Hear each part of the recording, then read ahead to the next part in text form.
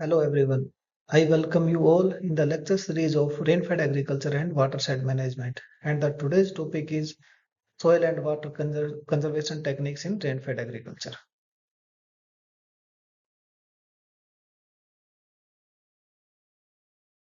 अब हम बात करते हैं सोयल और वाटर कंजर्वेशन टेक्निक्स की।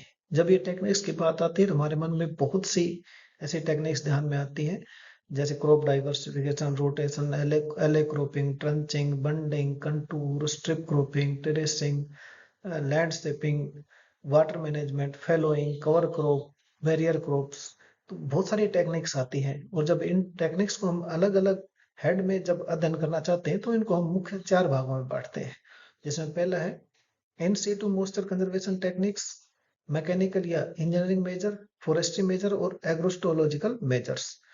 तो एक एक करके हम इनको पढ़ते हैं।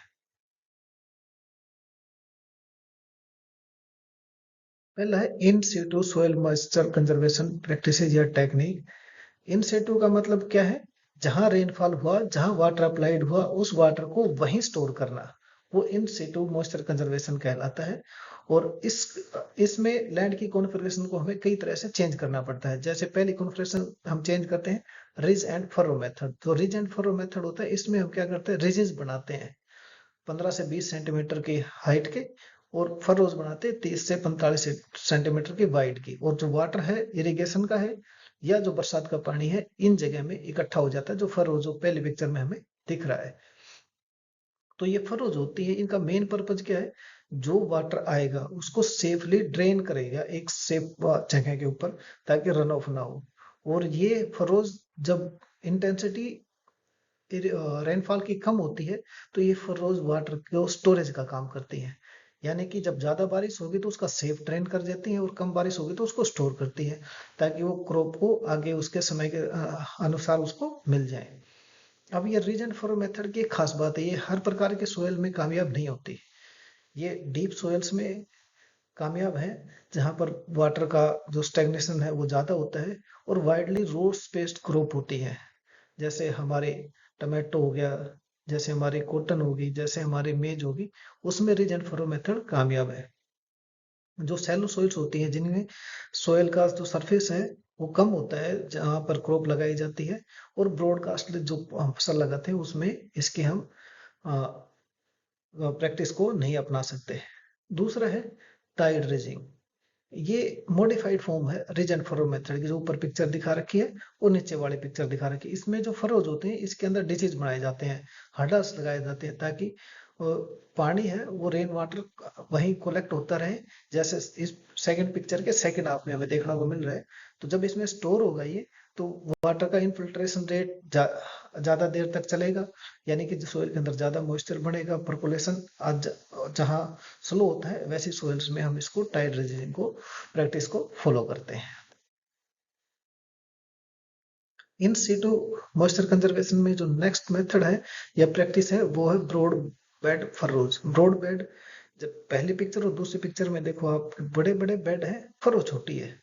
इसका मतलब ये मेथड क्या है कि जो वाटर स्टोर करेंगे वो बेड के ऊपर जो फसल लगी है उसको इरिगेशन करेगा। और रीज एंड फरो मेथड में क्या था, एक या दो रो आ सकती हैं, जबकि इसमें तीन चार रो तक की हम खेती कर सकते हैं, क्योंकि बड़ा बेड होता है। इसमें जो बेड की विड्थ होती है वो लगभग अमूमन ऑन एन एवरेज 1 मीटर की, वरना इसको हम अगर टेक्निकली कहें तो 90 से 120 सेंटीमीटर की विड्थ होती है इसकी, 15 सेंटीमीटर की हाइट होती है।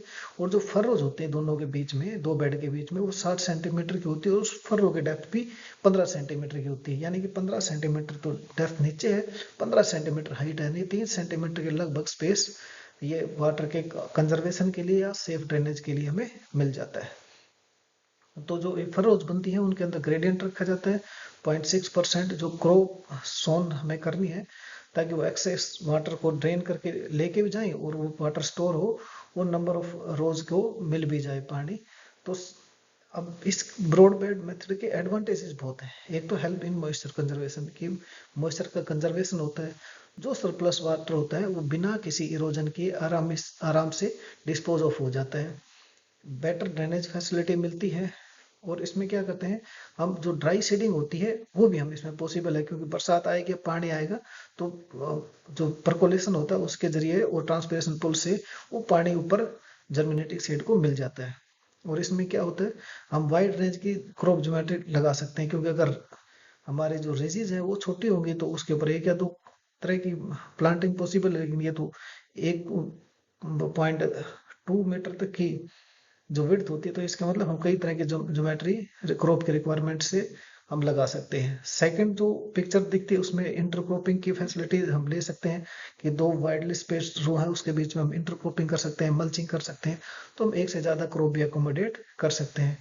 क्योंकि बेड की चौड़ाई ज्यादा है तो इसके ऊपर हम सीड ड्रिल से भी सोइंग की प्रक्रिया को पूरा कर सकते हैं। डेड फurrows, ये क्या होगा, जब आपकी सोइंग होगी प्रैक्टिस उस टाइम पे या उसके इमिडिएटली सोइंग के बाद में डेड फरोज बनाते हैं, वो 20 सेंटीमीटर के करीब डेप्थ होती है, और हर 6 से 8 क्रॉप के बीच में ऐसी एक डेड रो बनाई जाती है। जैसे पहले पिक्चर में हम देखेंगे लाइन सोइंग है, उसके बाद में लिखा हुआ है डेड फरो। डेड फरो का मतलब है वो सोइंग के कुछ काम नहीं आती, वो डेड फरो में कोई क्रॉप नहीं लगती, और जब हैवी रेन होती है तो वाटर इन डेड जो फरोज होती है इसमें स्टोर हो जाता है। तो इसको हम बनाने के लिए ट्रैक्टर माउंटेड फरो मेकर का भी यूज कर सकते हैं, और जो वुडन प्लो होता है इसका भी यूज कर सकते हैं। तो इस डेड फरो से क्या होता है, इनफिल्ट्रेशन की अपॉर्चुनिटी बढ़ जाती है, क्योंकि एक समतल फसल खेत होगा, उसके बाद एक डेड फरो होगी, तो वाटर नीचे जाएगा, उसकी स्पीड घटेगी, और जो रन ऑफ है वो भी उसी रो में जाके रुक जाएगा। अगला है जो भाग इसका इंस्टीट्यूट का, वो है कंपार्टमेंटल बंडिंग। जैसा नाम में है, इसमें छोटे छोटे कंपार्टमेंट बना दिए जाते हैं। तो छोटे छोटे बंड बनाएंगे 15 सेंटीमीटर की हाइट के, 15 सेंटीमीटर के विड्थ के, जो सभी डायरेक्शन में पूरे खेत को बांट देंगे। तो इसमें छोटे छोटे चैनल बनेंगे, और उसके अंदर 6 से 6 मीटर या 10 से 10 मीटर वाइड आपकी जो रेक्टेंगुलर शेप के आपके पास, या स्क्वायर फॉर्म के आपके पास कंपार्टमेंट्स बन जाएंगे। तो इससे क्या होगा, जब कंपार्टमेंट्स छोटे छोटे बनेंगे तो इनफिल्ट्रेशन करने के लिए और वाटर स्टोरेज के लिए ज्यादा समय रहेगा उनके पास। जो ब्लैक सॉइल्स होती हैं जिनका स्लोप 0.5 से 1% तक होता है, वैसे जगह पे हम ये कंपार्टमेंटल बंडिंग करते हैं। उसके बाद है स्कूपिंग। जैसे हमने टाइड मेथड पढ़ा था, वैसे स्कूपिंग है, सोइल सरफेस के अंदर छोटे छोटे डिप्रेशन गड्ढे खोद दिए जाते हैं, और उनको एक बेसिन की मदद से एक चैनल के द्वारा जोड़ दिया जाता है, ताकि जब रेन वाटर आती है तो इरोजन रिड्यूस करेगा, और उसमें माइक्रो कैचमेंट एरिया में जो वाटर है वो स्टोर भी हो जाएगा। तो इससे दो फायदे हुए स्कूपिंग से, एक तो डिचीज बने हैं, उसके अंदर आप क्रॉप लगा सकते हो, वाटर ज्यादा देर तक स्टेगनेट करेगा, इन्फिल्ट्रेशन ज्यादा देर तक रहेगा, और इरोजन के चांसेस कम रहेंगे। इंटरप्लॉट हार्वेस्टिंग, जो ये कैसे होता है कि इसमें छोटे छोटे कैचमेंट एरिया बनाते हैं, और वो ऐसे जगह पे बनते हैं जिस लैंड का स्लोप 1/1 हो, यानी कैचमेंट एरिया भी की रेशो, और जो क्रॉप्ड एरिया है उसकी रेशो 1 हो, या कैचमेंट एरिया का एक हिस्सा हो और जो क्रॉप्ड एरिया उसके दो हिस्से हो, यानी ऊपर से पानी आएगा और एक जगह से ड्रेनेज करके नीचे प्लॉट में फैला दिया जाएगा। यानी ऊपर का पानी आया, इकट्ठा किया और उसको स्प्रेड कर दिया। तो स्प्रेड करते हैं तो दो तरीके से, कि जितना ऊपर का एरिया उतने नीचे एरिया में वो इरिगेशन दे दे, या ऊपर से जितना अपना कैचमेंट एरिया उससे दुगने एरिया में भी वो क्रॉप को इरिगेट कर सकता है। इसको क्या कहते हैं, इंटर प्लॉट वाटर हार्वेस्टिंग, यानी एक प्लॉट में हार्वेस्ट करी और दूसरे में इंटरकनेक्टेड करके उसमें इरिगेशन दे दिया। नेक्स्ट है जिंक टेरेसिंग और कंजर्वेशन टेरेसिंग। ये जिंक नाम के एक एग्रोनोमिस्ट थे, उसने इसको इजाद किया था इस टेक्निक को, इसलिए इसका नाम भी जिंक टेरेसिंग हुआ। ये जो मीडियम से लो रेनफॉल होते हैं और ब्लैक सॉइल्स होते हैं, यानी ब्लैक सॉइल्स का मतलब जहां पर पानी जल्दी से रन ऑफ की गति में आ जाता है, क्योंकि इन्फिल्ट्रेशन कम होता है, तो वैसे जगह पे ये कामयाब है। इसमें लैंड की शेपिंग करते हैं, कि लोअर जो एक तिहाई हिस्सा होता है, यानी 100 में से 33% हिस्सा है, उसको लेवल कर दिया जाता है, और उसमें ऊपर का पानी स्प्रेड कर देंगे। जो ऊपर के 33% नीचे का एरिया जिसमें ऊपर का पानी 66% का पानी इकट्ठा हो जाएगा।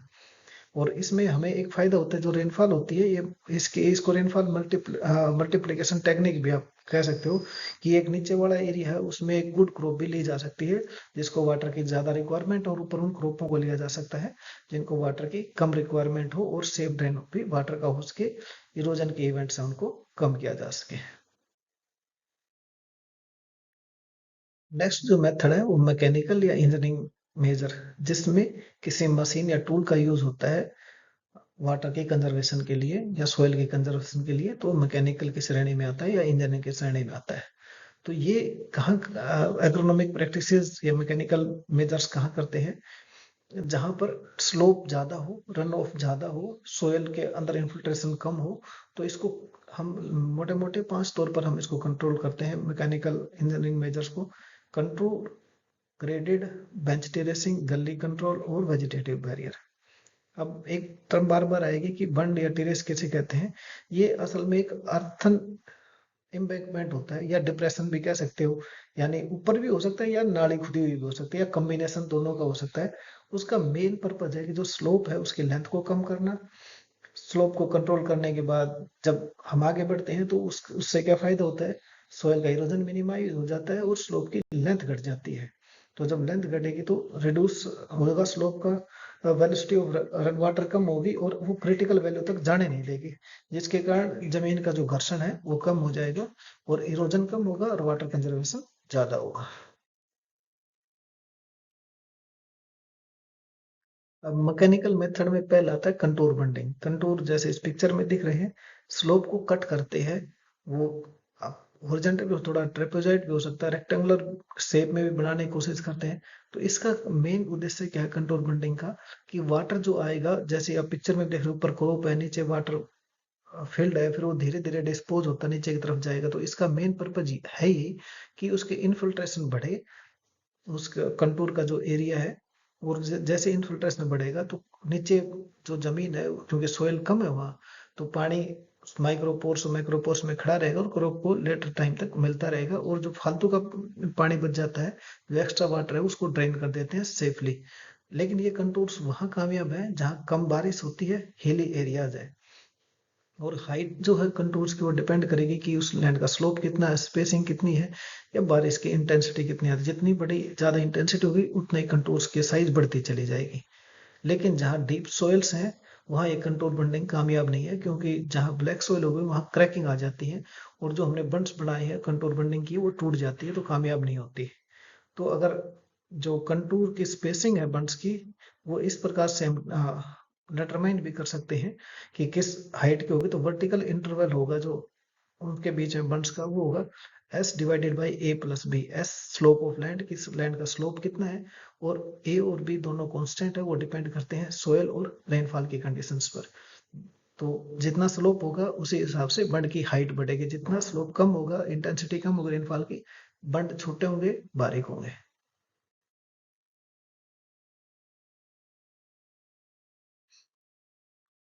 अब आता है ग्रेडेड बंड। ग्रेडेड बंड या ग्रेडेड चैनल्स वो चैनल्स होते हैं जो हाई रेनफॉल एरिया में होते हैं, जहां बारिश ज्यादा होती है। इसका जहां बारिश ज्यादा होगी, स्लोप भी होगा, तो इसका मतलब हमें ऐसे ग्रेडेड बंड चाहिए जो वाटर को स्टोर भी कर सके, स्टेगनेंट भी ना होने दे, और उसका सेफ, उसका चैनल, उस चैनल के थ्रू उसका सेफ डिस्पोजल भी हो सके। तो अब क्या होगा, जो वाटर फ्लो करेगा इन ग्रेडेड चैनल में, वो अपस्ट्रीम से नीचे की तरफ आएगा। लेकिन जो बीच में आप पहले पिक्चर में देख भी रहे हो, ये इन्होंने वो जो ग्रेडेड आपकी लाइन है या नाली है, इसके इसको जगह जगह खोद रखा है। तो जैसे पानी की स्पीड आएगी, घटेगी, फिर चलेगी, फिर घटेगी, फिर चलेगी, फिर घटेगी। तो इससे क्या होगा, नॉन इरोजिव वेलोसिटी तक आ जाएगा। तो सेफ आउटलेट के थ्रू इसको डिस्पोज ऑफ कर दिया जाएगा। और जो ये आउटलेट्स हैं, ये वाटर ग्रास वाटरवेज भी हो सकते हैं, यानी इन चैनल पे कटाव ना हो, इसलिए इसके चारों तरफ ग्रास लगा दी जाती है। जैसे सेकंड पिक्चर में आपको चैनल दिख रहा है, तो अगर इसके ऊपर ग्रास लगा दी जाती है तो ऐसे वेज को क्या बोलते हैं, ग्रास वाटरवेज को हम बोलते हैं। अब नेक्स्ट है मैकेनिकल में बेंच टेरेसिंग। ये बड़ा कॉस्टली आपका प्रैक्टिस है। ये क्या होता है, जहां पर स्लोप बहुत ज्यादा है और वहां के जो रन ऑफ उसको आसानी से रोका नहीं जा सकता, तो बहुत ज्यादा मैकेनिकल वर्क करना पड़ेगा। तो ऐसे जो वर्क है वो बेंच टेरेसिंग की श्रेणी में आते हैं। इसमें अगर हम पहली पिक्चर पे देखेंगे आउटवर्ड स्लोपिंग, इसका मतलब ऊपर से नीचे की तरफ स्लोप है, तो हमने ऊपर से स्लोप को काट दिया और दूसरी तरफ हमने उसको फिल कर दिया। तो जो काटा जिस साइड से वो ऊंचा है और जहां से डाला है वो नीचा है, तो यानी ऊपर से पानी आएगा, नीचे इकट्ठा होगा और वो सेफ ड्रेन होकर दूसरे साइड से आएगा, फिर इस साइड से घूम के वापस चला जाएगा। तो पानी किस साइड आएगा? स्लोप से आएगा और स्लोप के बाहर इकट्ठा होगा, कंटूर के साथ साथ बाहर निकल जाएगा। दूसरा है लेवल्ड, यानी ये स्लोप है, आपने इसको यहाँ से कट कर दिया और ये प्लेन कर दिया, फिर पानी नीचे गिरेगा, ये काट दिया, ये प्लेन कर दिया, इस प्रकार से जो होता हुआ जाएगा वो लेवल ट्रेसिंग होती है। और थर्ड है इनवर्ड स्लोपिंग, यानी ये स्लोप है, ये यहाँ से कट की मिट्टी और यहाँ डाल दी, लेकिन यहाँ एक गड्ढा बना दिया। अब थर्ड पिक्चर में देखोगे तो पानी जो बह के बाहर की तरफ जाता था आउटवर्ड में, बाहर ना जाके वो पहाड़ के साथ साथ स्लोप के साथ साथ वो यूं टर्न घूमता जाएगा। और क्योंकि वहां पानी रिचार्ज करने के लिए एक डिच भी बनाई गई, चैनल भी बनाया गया है, तो इस प्रकार इसमें बहुत ज्यादा मैकेनिकल वर्क की जरूरत पड़ती है। तो ये बेंच टेरेसिंग बड़ा कॉस्टली प्रैक्टिस है, और ये 16 से 33% तक जहाँ स्लोप है वहां भी वहां इसको अडॉप्ट किया जाता है, वरना जनरली हम किससे काम चलाते हैं? कंटूर से काम चला लेते हैं।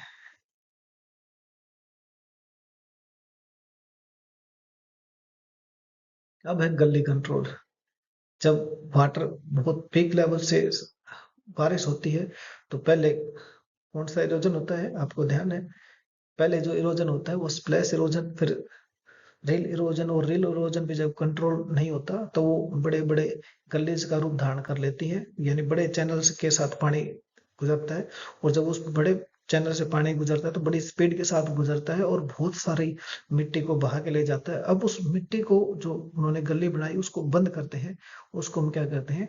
गली कंट्रोल करते हैं। तो इसमें हम झाड़ियां भी लगा सकते हैं, वुड के डैम भी बना सकते हैं, पत्थर भी डाल सकते हैं, वुवन वायर्स के डैम भी बना सकते हैं, परमानेंट स्ट्रक्चर भी बना सकते हैं, और क्यूट स्पिलवेज बना सकते हैं, जिसमें जैसे हमने नहरों में देखा है बाराबंदी के टाइम पे, तो एक बड़ी नहर से छोटी नहर में पानी जाता है तो स्पिलवेज होते हैं, तो उसको जब ओपन करते हैं तो उस नहर में पानी चलता है, उसको बंद कर देते हैं तो वो बंद हो जाता है। तो इस प्रकार कंक्रीट के छोटे छोटे डैम्स भी बना सकते हैं। तो इस प्रकार हम गलीज को कंट्रोल कर सकते हैं। ई वेजिटेटिव बैरियर्स, जैसे कुसकुस है, वेटिवेरिया, जिजिनोइड्स, ये इंपॉर्टेंट प्लांट है। जैसे इसी में पिक्चर में आप देखोगे तो जहाँ गली कंट्रोल की है इससे पहले हमने घास लगाई हुई है वो, तो ऐसी जो घास इसमें हम वाटरवेज लगा सकते हैं, वेजिटेशन खड़ी कर सकते हैं ताकि पानी सीधा कटाव ना करे और वो धीरे धीरे बह के निकले। तो ऐसे बैरियर्स को हम क्या कहते हैं? वेजिटेटिव बैरियर्स कहते हैं। अब है ग्रास वाटरवेज। ग्रास वाटरवेज क्या होगा कि जो ड्रेनेज का चैनल होगा उसको हम बड़ा सेपरेटली उसको लेके चलते हैं, और ताकि वो जो हैंडल करते हैं उसको, रन ऑफ को, उसके डिस्चार्ज को, और जो बेस होता है उसको हम बड़ा कर देते हैं, यानी पानी फैल के चलेगा, फैल के चलेगा तो वहां घास लगा देंगे। तो एक तो पानी की डेप्थ ना होके पानी की चौड़ाई ज्यादा हो जाती है, तो इसका मतलब एक तो इन्फिल्ट्रेशन बढ़ गया। दूसरा उसमें हमने ग्रास लगा दी तो पानी रुक रुक के चलेगा, तो और जड़ों में पानी सूख के रहेगा, तो जो इरोजन है उसके चांसेस बहुत कम हो जाते हैं, तो पानी जो बहेगा वो नॉन इरोजिव वेलोसिटी से बहेगा।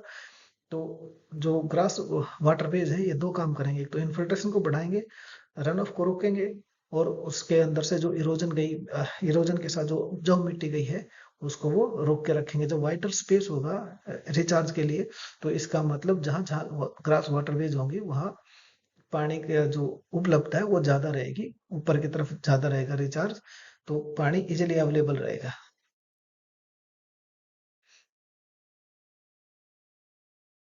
थर्ड जो मेजर है वो है फॉरेस्ट्री का मेजर। फॉरेस्ट्री बड़ा इंपॉर्टेंट एस्पेक्ट है, क्योंकि पेड़ रहेंगे, पेड़ जब बड़ा होगा तो उसकी पत्तियां गिरेंगी, पत्तियां गिरेंगी, ह्यूमिक कंटेंट बनेगा, ह्यूमिक कंटेंट बढ़ेगा, ऑर्गेनिक कार्बन बढ़ेगा, माइक्रो ऑर्गेनिज्म बढ़ेंगे, सब जमीन जो है वो लाइव रहेगी। लाइव रहेगी तो इसका मतलब वो एग्रीगेट की स्टेबिलिटी को बढ़ाएगी।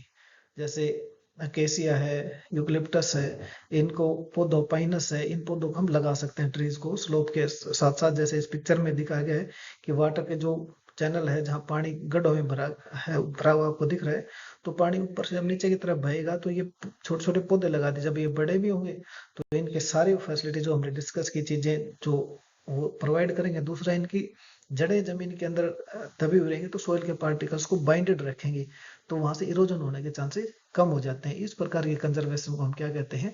Forestry measure of water and soil conservation बोलते हैं। अब जो लास्ट मेजर है वो एग्रोस्टोलॉजिकल मेजर है। एस्ट्रोलॉजिकल मेजर में क्या होता है कि एग्रो का मतलब क्रॉप, स्टो का मतलब, स्टोलो का मतलब ग्रासेस, और लॉजिकल का मतलब कोई ऐसा मेथड तो जिसमें एग्रीकल्चर ग्रास के साथ कोई मेजर किया जाए वो एग्रोस्टोलॉजिकल मेथड कहलाता है। तो इसमें ग्रासेस का बड़ा महत्वपूर्ण योगदान है। तो ग्रासेस की हाइट छोटी रहती है, कवर कर लेती है ग्राउंड को, उसकी जड़ों की बाइंडिंग पावर होती है वो बहुत ज्यादा होती है। और दूसरा, जब इसकी लेग्यूम्स के साथ हम एसोसिएशन करते हैं क्रॉप के साथ, तो सोयल की फर्टिलिटी बढ़ जाती है, क्योंकि जितने भी लेग्यूम्स होगी वो एटमॉस्फेरिक नाइट्रोजन को फिक्स कर लेती हैं और ग्रासेस को भी नाइट्रोजन की सप्लाई हो जाती है।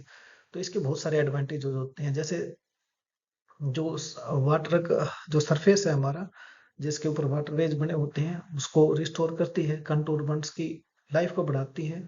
फ्रंट जो फेसिस होते हैं बेंच टेरेस के, उसके ऊपर लगाते हैं तो उसको टूटने नहीं देते।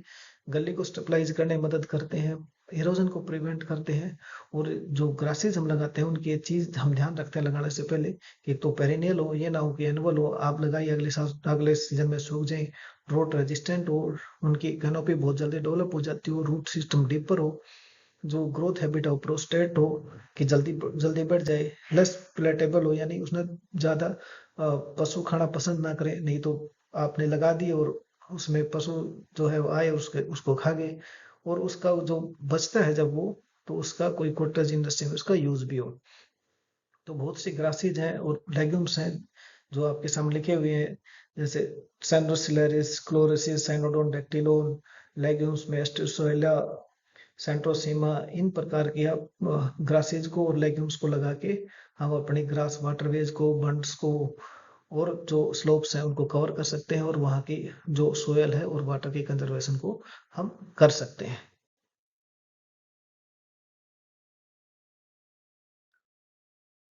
बेटियों के बिना रखा है क्या घर में, ढेर सी ईंटें और चंद दरवाजे घर में, ये उठाए रखती हैं आसमान सिर पे, इतना चहकती है ये चिड़िया सी घर में। मुझ पर परेशानियों का असर ही नहीं होता, बेटियां लगा लेती हैं गले घुसते ही घर में। जरा सी देर हुई तो फोन पे जीने नहीं देती, इतना करती हैं फिर वो सवालात घर में। माँ बाप को डांटने का मौका ही नहीं मिलता, यही बनी बैठी है हमारी दादियां घर में। हाँ, रोज लौट कर घर आने का मन करता है, इंतजार करती हैं तितलियां सी बेटियां घर में। तो आप रेनफेड एग्रीकल्चर और वाटर साइड मैनेजमेंट की श्रृंखला में हमसे जुड़े रहे और आगे जुड़े रहने के लिए धन्यवाद।